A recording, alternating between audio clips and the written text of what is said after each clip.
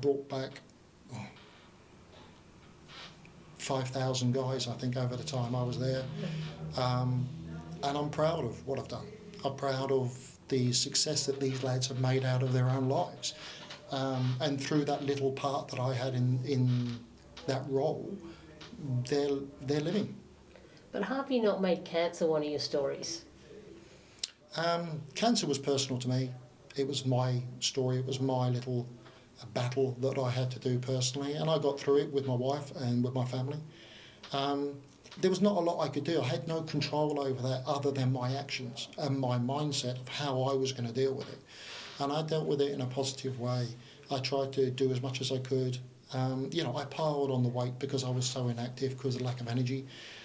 So that was another journey and a battle I had to do when I got out the other end, which I did. I ended up losing about 18 kilos, trying to get back to some sort of fitness.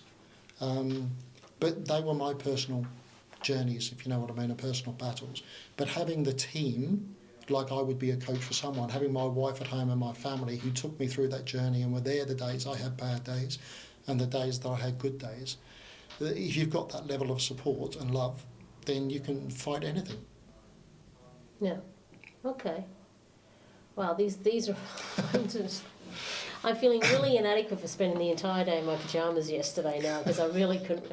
kind of watching that. That's a thought, thank you. That whole Tiger King thing. Now that's traumatised me. Yeah. All right.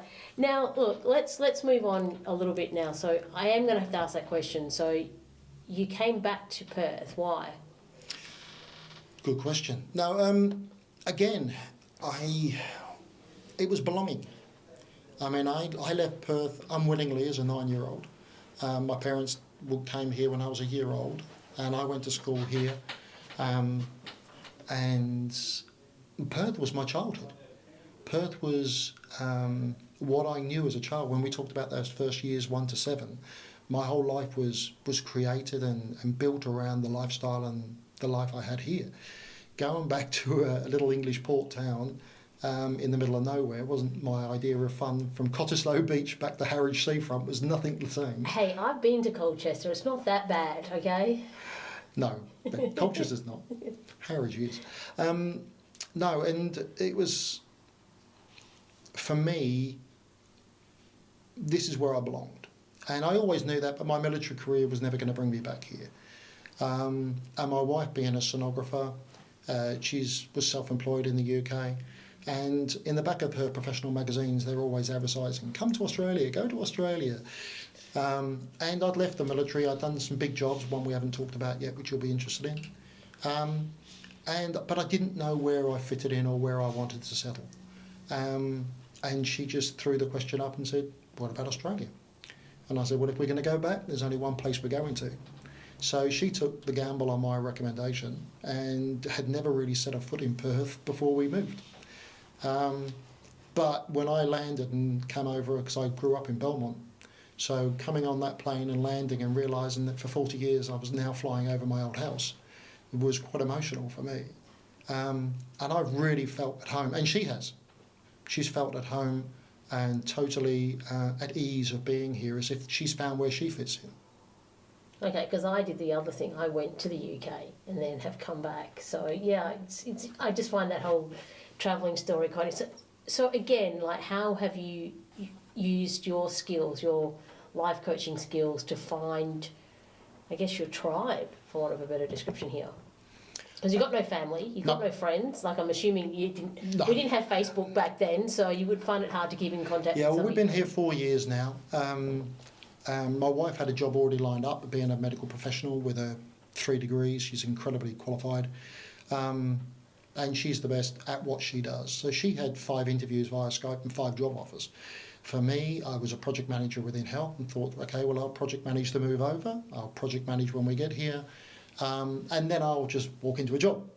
That didn't happen. It took a long time. It took me nearly 4 to 5 months to get my first role within health. And I've got quite a large CV with a lot of experience and a lot of qualifications, but no one was interested. So I've drifted for 4 years, trying to find roles that suited me or something that I wanted to do. So this is something that you can actually coach people through because you've Yep. done it. Yep.